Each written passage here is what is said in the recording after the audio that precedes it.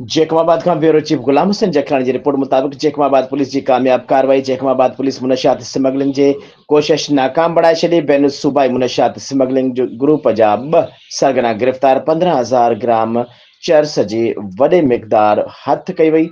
बरामद कयल चर्स जी मालियत लखें रुपया खां वधीक आहे। स्मगलिंग में इस्तेमाल थियल car GLI registered number ARP 332 police तहवील में वठी कानूनी कार्रवाई कई वई आहे। सदर थाणो जो SHO इंस्पेक्टर सईद अहमद जुमानी जो ॻुझे इतला ते कामयाब कार्रवाई कंदे 15,000 ग्राम चर्स हथ करे बैन सूबाई मुनशियात स्मगलिंग ग्रुप हिकु नाले फ़हीम खे गिरफ़्तार करे वरितो आहे ऐं अहमद वलद लीमो खानावाण वेठल माइक्रो टावर सखर ॿियो अब्दुल समद वलद लियाकत अली शेख वेठल माइक्रो टावर सखर खे गिरफ़्तार करे वरितो आहे। शुरूआती जांच दौरान जवाबदार न ॿुधायो त हू बलोचिस्तान जे शहर टीपुल डेरा मुराद जमाली खां सखर स्मगलिंग कंदा हुआ।